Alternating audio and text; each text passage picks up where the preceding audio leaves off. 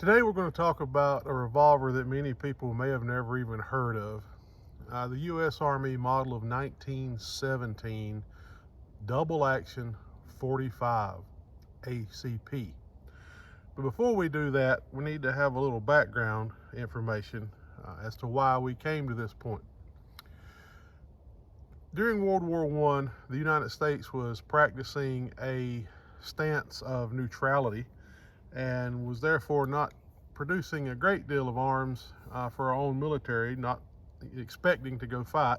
However, when we did, by that point, the United States had adopted the Colt model of 1911.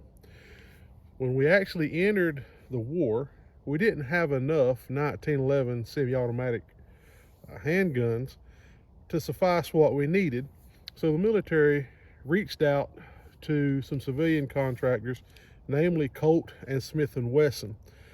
Colt had already been producing a model 1909 revolver that was 45 long Colt.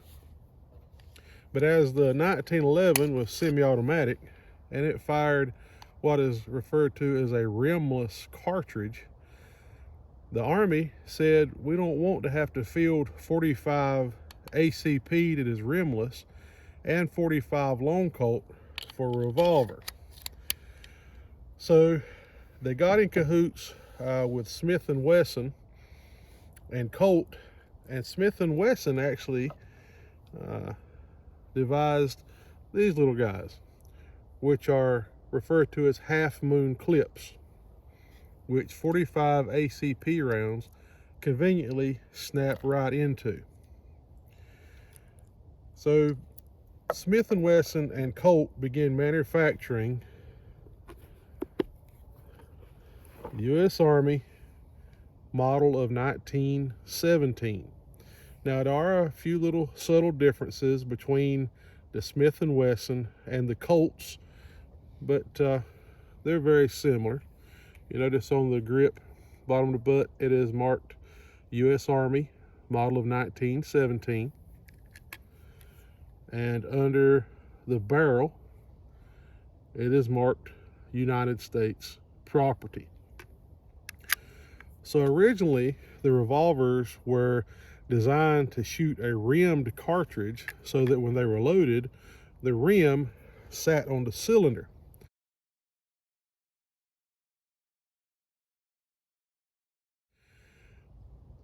However, originally, when you go to put in a rimless cartridge, they would just fall all the way through. That was why they had to develop half-moon clips to allow the cartridges to sit flush with the face of the cylinder and also give it a way to extract.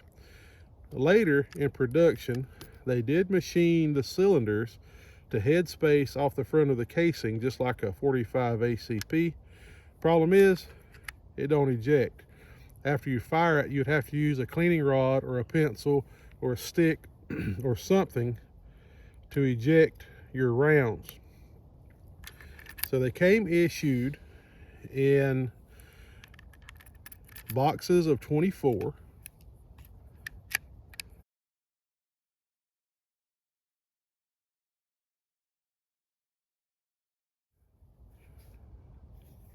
On the half-moon clip.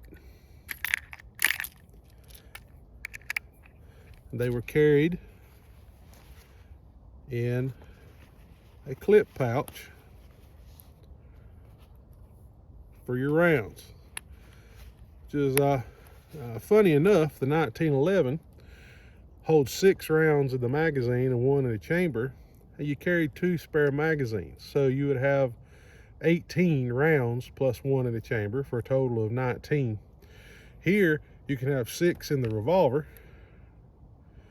and then 18 in the clip pouch for a total of 24 rounds.